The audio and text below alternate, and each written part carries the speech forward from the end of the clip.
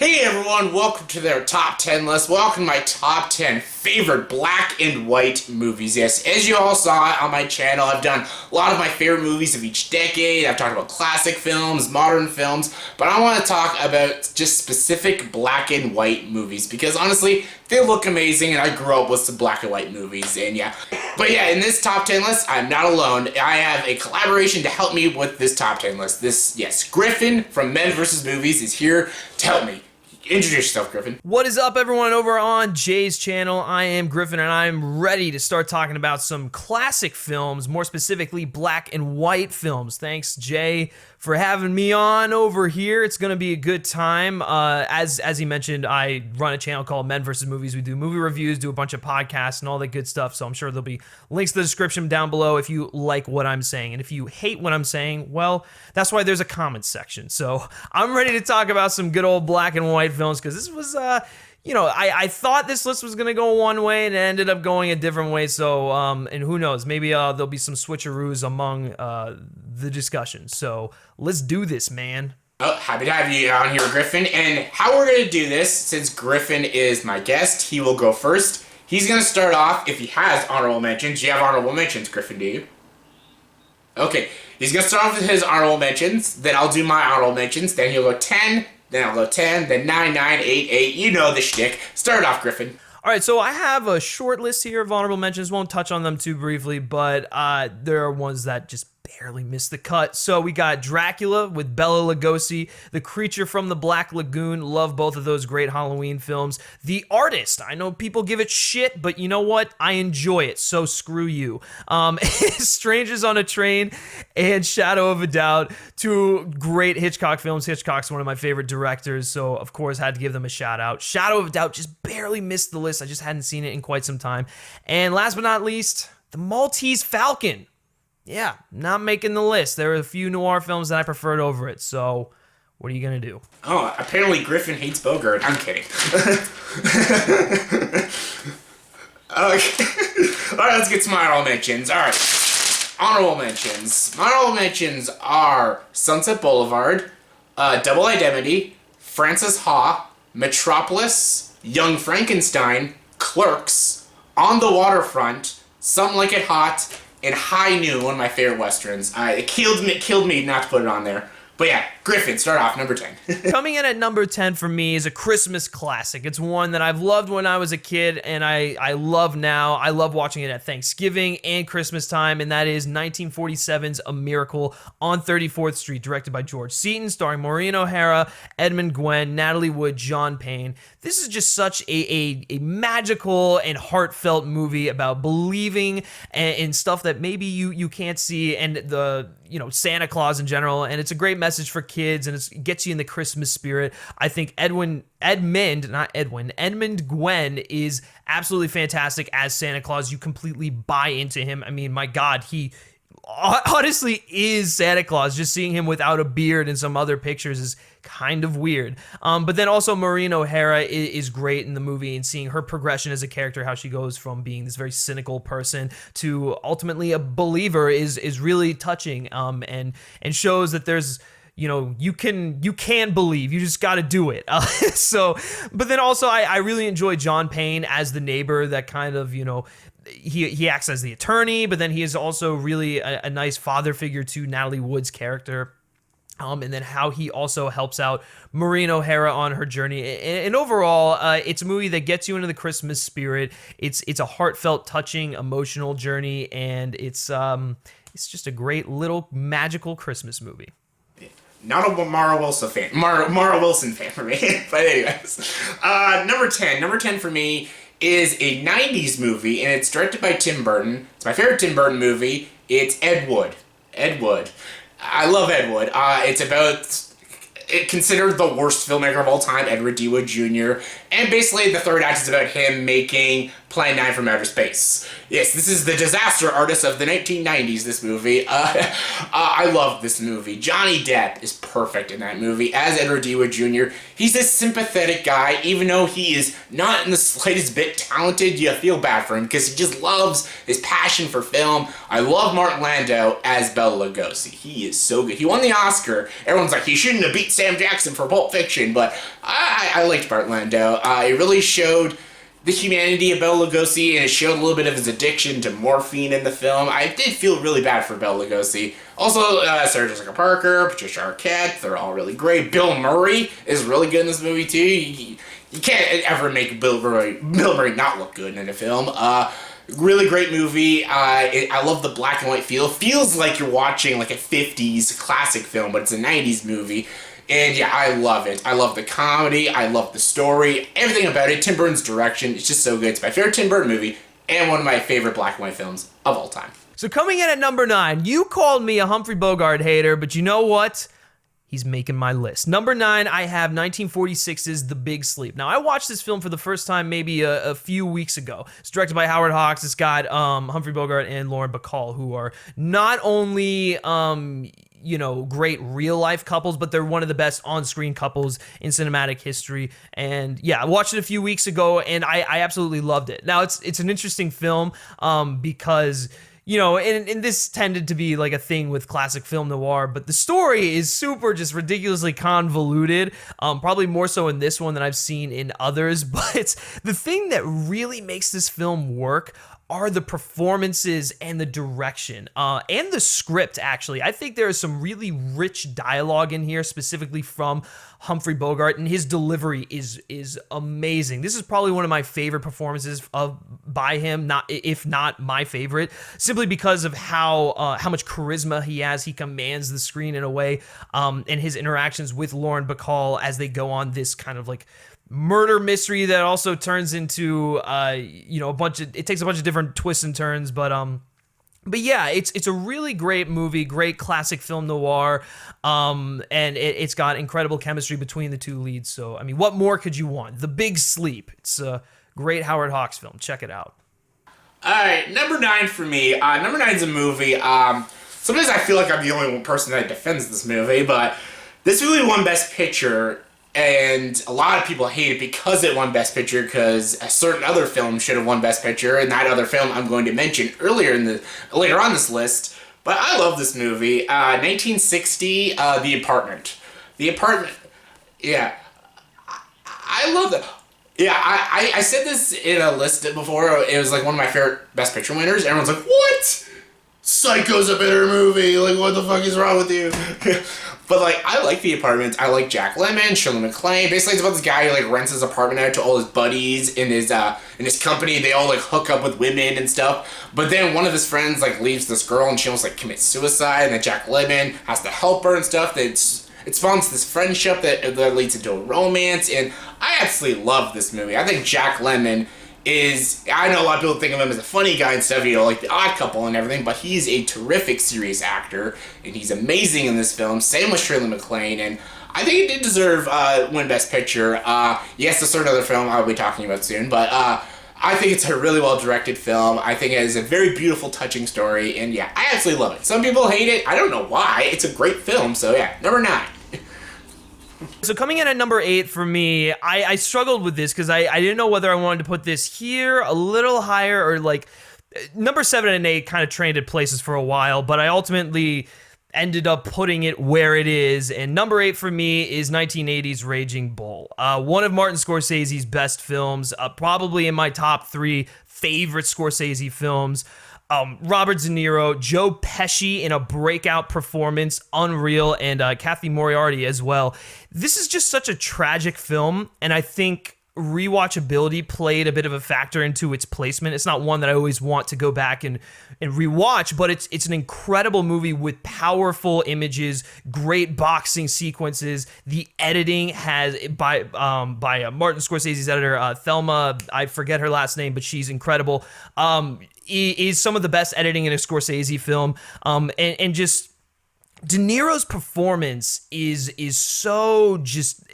he does something like similar to what he does in Taxi Driver, but in a different sort of way. He just really becomes the character, and especially the scene where he is in prison and he's screaming and he's punching the wall. Jake LaMotta is such a despicable character, but there is so much sympathy that you feel for him because of everything that's happened, his insecurities as a man, thinking everyone's sleeping with his wife, and how he ruins all of his relationships, including the relationship he has with Joe Pesci, who is also phenomenal in this film. I could go on and gush about the incredible trace that this movie has, and especially how it was a film that really helped Martin Scorsese out of a really difficult time during his life. I mean, he had just gone in, he was hospitalized because he nearly OD'd, and then Robert De Niro brought him the book, and he was like, I think we should make this film. And so just the story behind it is great. The film itself is incredible. It's one of Scorsese's best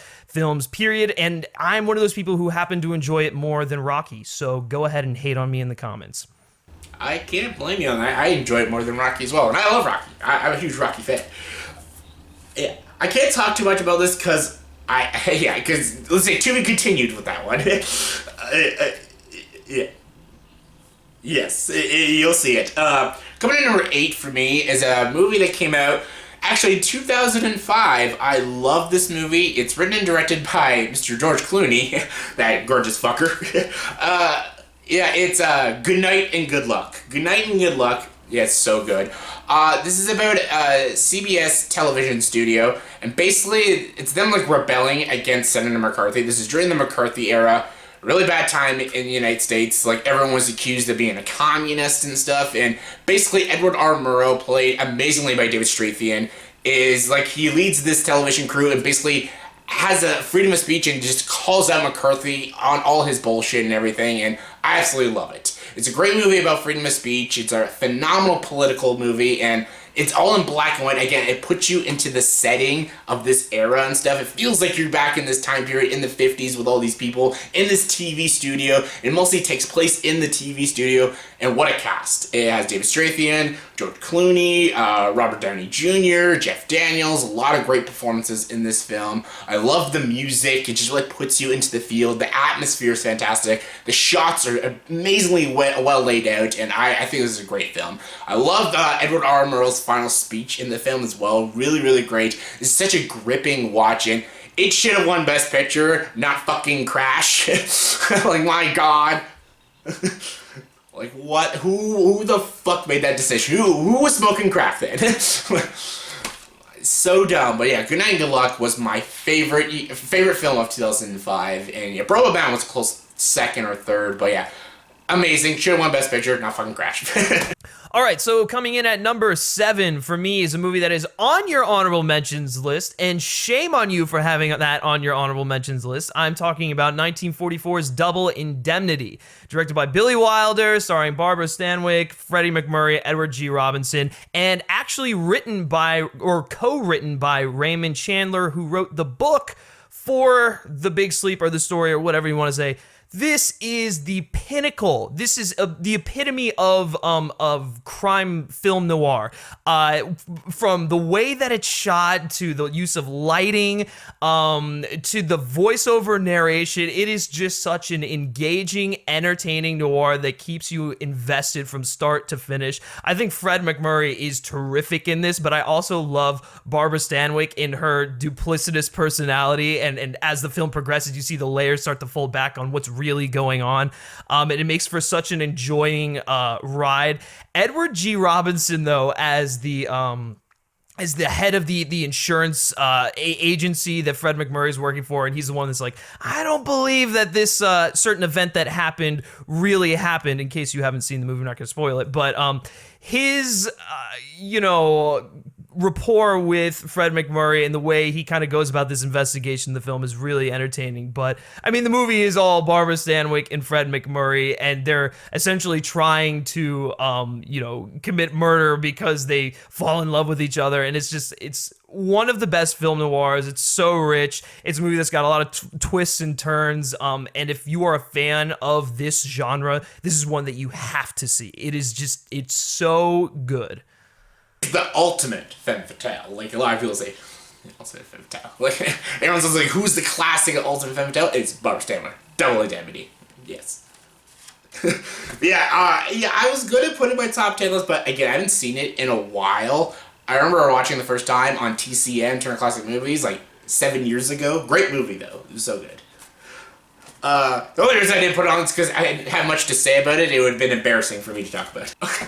Anyways, number 7. Number 7 is a movie I just rewatched the other night for this list because I always said it was like had like one of the greatest movie endings. It was like one of the greatest classic films. But rewatching it last night, it's official. This movie's amazing. It's The Third Man. The Third Man is directed amazingly by Carol Reed. Amazing direction. It has Joseph Condon and Orson Welles. I think this is one of Orson Welles' best performances. And everyone's like, oh my god, that's abominable, that's preposterous. This is the guy who did Citizen Kane, Lady from Shanghai, Touch of Evil, like those are his bests. I think he's amazing in this film. And like it's a story about like this, I feel like talking about the plot spoils the whole thing, but basically he's trying to go visit his friend, but he finds out he died, but he didn't really die, and that's all I can really say, but it has one of the most intense, like, sewer chases ever. It's like an intense sewer chase scene. The shots are beautifully laid out, and the atmosphere is just so great, so bleak, absolutely love it. The ending, I will never dare spoil. It is one of the greatest cinematic endings ever. It's one of my favorites. I always say Before Sunset and The Third Man's ending are the greatest endings to movies. I just think they're perfect. Just a perfect little bow to the film. And yeah, Orson Welles is perfection in this film. This movie, I think it was ahead of its time, especially how deep and thought-provoking it was. It's such a well-written screenplay. Carol Reed's direction is top-notch. 1949's The Third Man, it is the definition of a masterpiece. It is one of my favorites. All right, so I guess we're on to number 6 now, and this is a movie that kills me, absolutely just guts me to not have higher. It's just, I think some other films do a few things better, but number 6 for me is a classic, 1942 Casablanca, directed by Michael Curtiz, starring Humphrey Bogart, Ingrid Bergman, Paul Henreid, I'm butchering these names, and Claude Rains. You know, it's become cliche to just say Casablanca is one of the best films ever made, but it truly is one of the best films ever made. The Rick's Cafe, his American Cafe, is just one of the most iconic set pieces in all of cinema. Humphrey Bogart is great in the role. See, I have 2 Humphrey Bogart films on this list, so there you go. I'm not a hater. Yes, yeah, right. Ingrid Bergman is also fantastic, and I love their relationship and the story about the struggles that Humphrey Bogart has to overcome in order to really help her and her husband get out of Casablanca during the onset of World War II. I also think that it's one of the best scripts ever written. It's one of the most quotable movies. It has some of the most iconic one-liners and like monologues in all of cinema. I could go on and on about Casablanca. It's a great movie that deals with sacrifice, and a lot of great just characters pop up in it. And also, the song you hear at the beginning of every single Warner Brothers film usually it got its origin in this. Or it was like all time, or what the hell is the name of that song? Do you know what I'm talking about? All you need is As Time Goes By. That's what it is. Thank you. As Time Goes By. I mean, it got its origin in this movie. If you've never seen Casablanca, I don't know what to say. Go watch it, but it's just truly one of the greats, and rewatching it recently, I had a whole new appreciation for it. So I love this movie. It's the pinnacle of Golden Age Hollywood. Oh, you'll see it on my list, all right. No spoilers, but number 6, I kind of gave a little nod to this. Like I said, The Apartment, 1960. I think it did deserve to win Best Picture, but there is another 1960 movie I do like better, and it is a great movie. It's Psycho. It's so good. Every time I watch it, I'm just like, maybe I could be like a hipster, like, this movie's not so great. Then I watch it, I'm like, fuck, it's amazing. It's so good. Yeah. It's so good. Hitchcock's direction, perfection. Janet Leigh, it's so ballsy. It kills a main character off the end of the first act. I'm like, that is so ballsy. I'm like, my God, like, who does that? Hitchcock does that. Anthony Perkins, amazing. He probably should have been he wasn't even nominated, was he? Oh. Seriously, he's amazing. Vera Miles is also really good in the movie. And again, the shots are fantastic. Bernard Herrmann's score, perfect. It's perfect. It's amazing. It's in like my favorite scores of all time. It's such a great movie. Like, what else do I have to say? It's Psycho. Everything in this movie is perfect. The performances, the direction, the cinematography, the score, everything is amazing. It's not my favorite Hitchcock movie, but this is a black and white. Rear Window is my favorite Hitchcock movie. This is my second favorite Hitchcock movie, but it's amazing. It's a masterpiece. All right, number 5 is another one on your honorable mentions list, and this is a movie that blew me away from the first time I saw it to subsequent viewings. I'm gonna bring up Elia Kazan multiple times during this, but On the Waterfront, 1954, Marlon Brando's huge, I mean, you could say his breakout performance was in A Streetcar Named Desire, but this is really where he's the main guy, and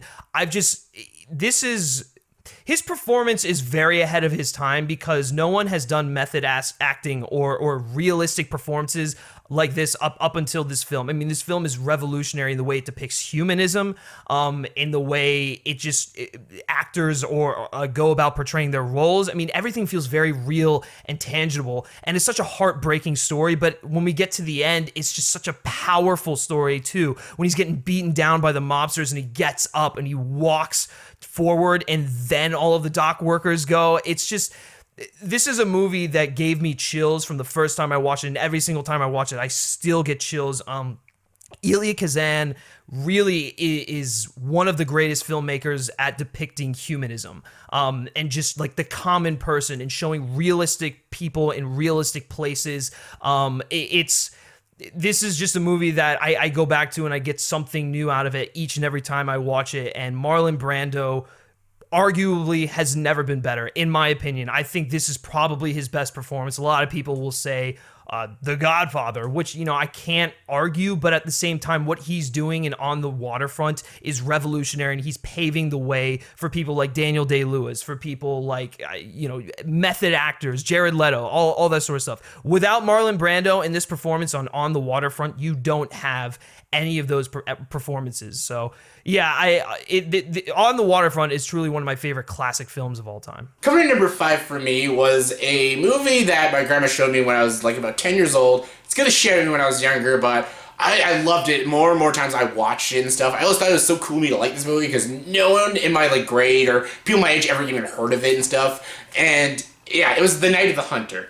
The Night of the Hunter is a great movie. It's kind of like, I guess you can classify it as a horror movie. It's more like a psychological thriller. Robert Mitchum, amazing. Leaning on the everlasting light.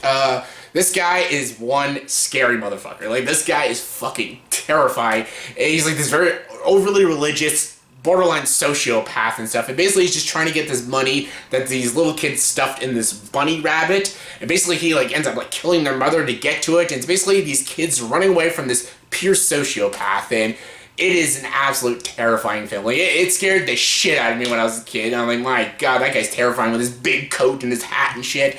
But I loved it. I watch it almost every Halloween season. I think it's a blast to watch. I think the performances are really great. It's so creepy and unsettling, especially with its music and stuff, and just the way this character looks with his tattoos on his fingers and stuff, the good and evil and everything. This guy is absolutely sociopathic. The ending is actually pretty disturbing too, and yeah, it feels like it's like a slasher movie that came out in the 80s, but it's like a real classic 50s movie, and it's so good. It's classic, and I absolutely love it. It's a personal favorite of mine. It's definitely one of the films I watched the most on this list, and yeah, so of course I had to make it. Well, there you go. I mean, another one that I have not seen, and is now on my radar that I do want to see because I love Robert Mitchum. So, yeah. 4. Okay. Number 4. All right. So coming in at number 4 for me is a film that I grew up with and that I loved then and that I love now. And it's one that I have fond memories watching with my dad, watching with my whole family and all stuff like that. And that is 1962's The Longest Day.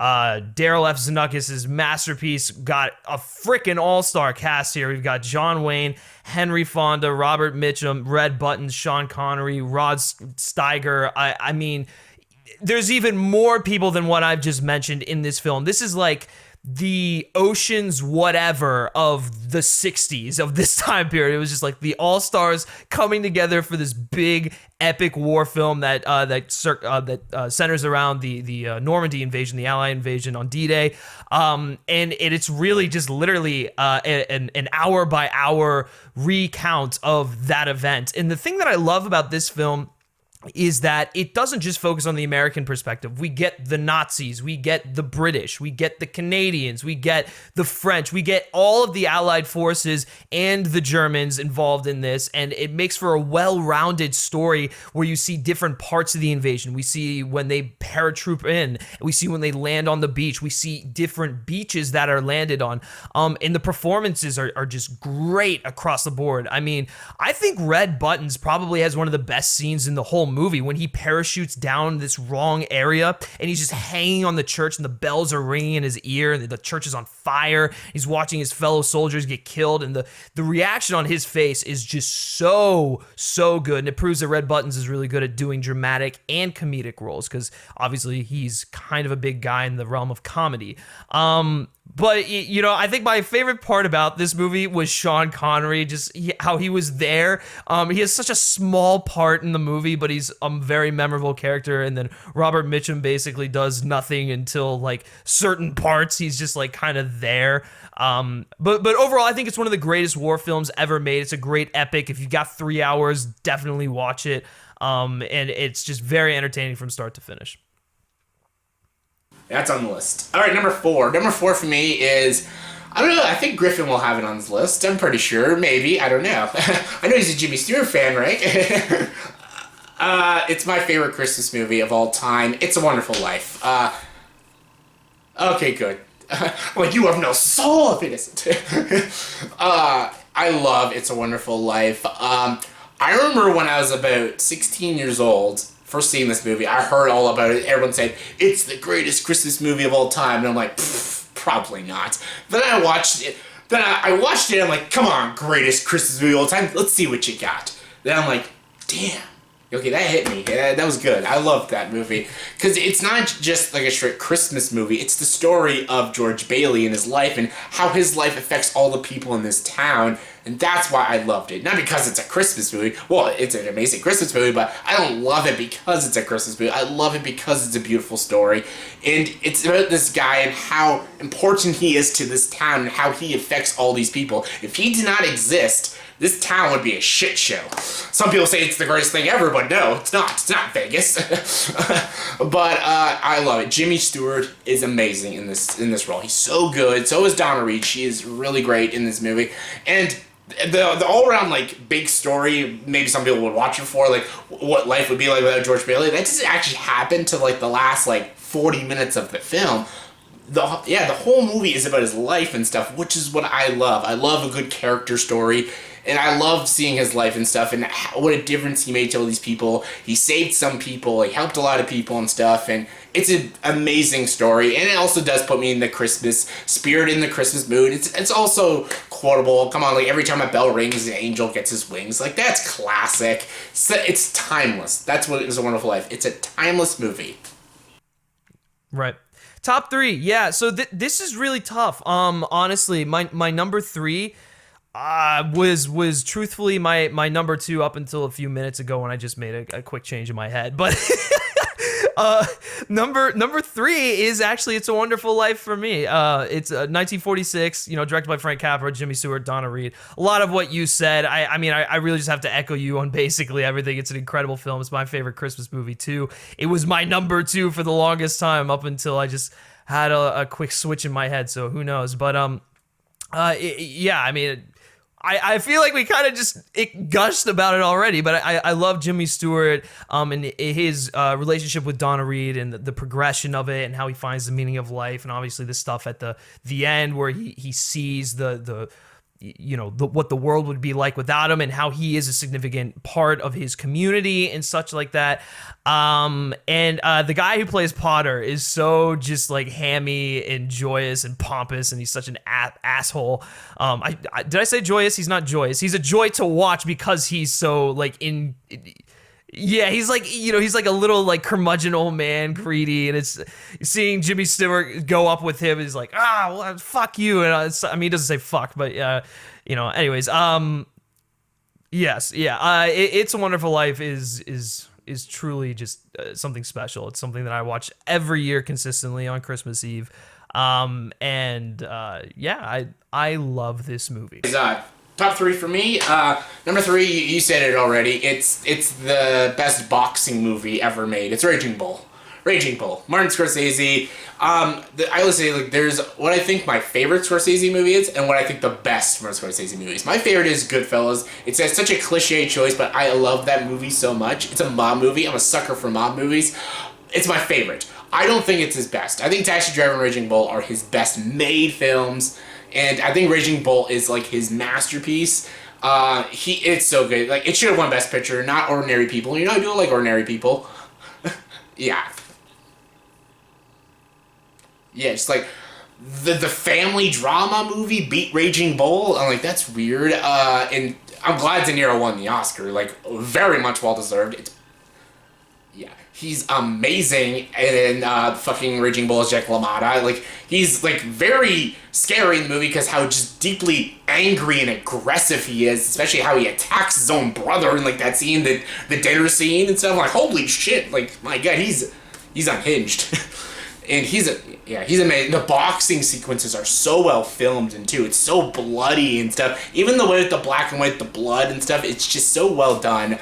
Yeah, the cinematography, yeah. Even, like, in the boxing matches, I feel like I'm in the rink sweating with Jack LaMotta. Like, it's very close and very personal. Even, like, when they're, like, dripping, like, the cloth on him, you can feel, like, the sweat and the blood running down. It puts you into the film, and I love it. The ending is also, it's kind of sympathetic. Like, I never thought I'd sympathize with this character because he's just such an asshole.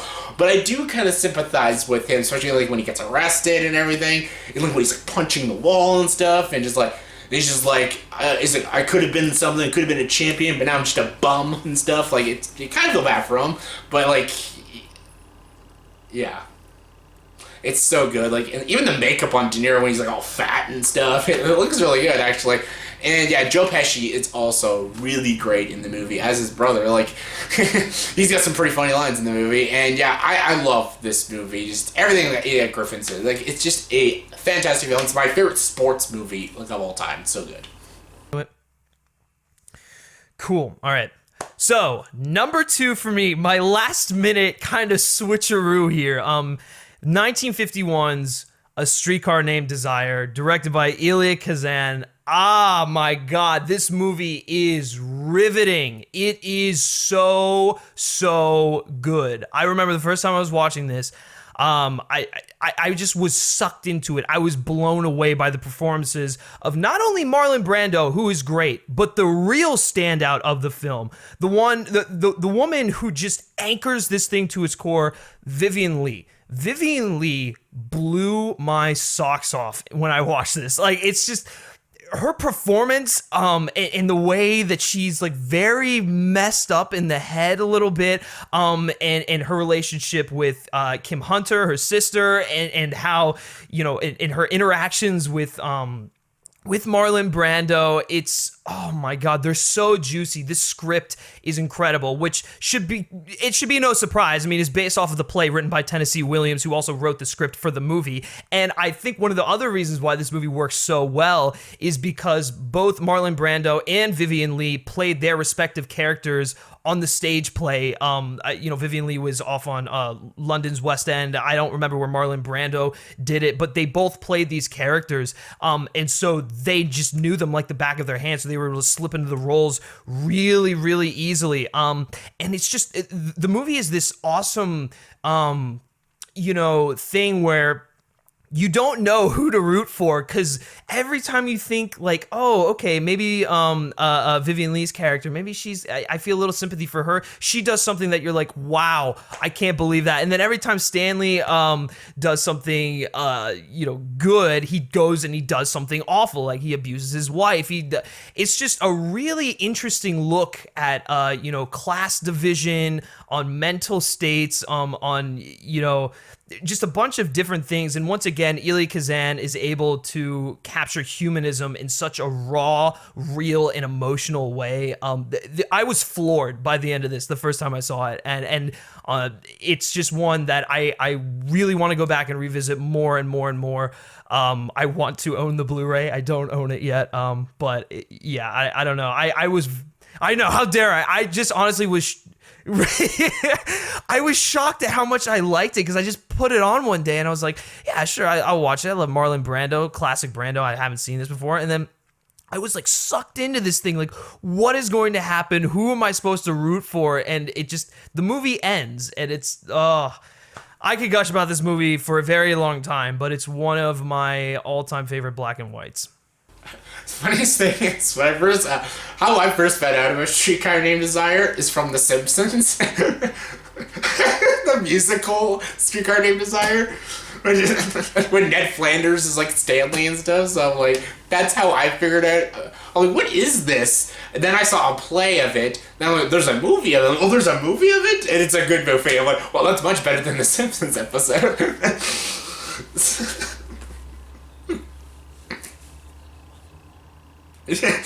Just so you know. It's not animated either.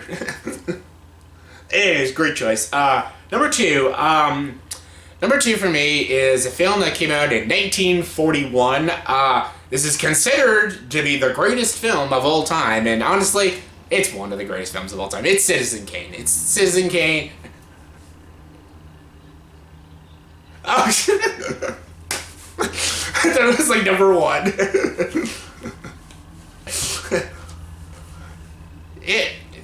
A lot of people, I've talked to a lot of people, especially people I work with, like big movie fans. Even movie fans, like, they say it's kind of boring, it's kind of dragged and stuff, it's very sluggish to get through.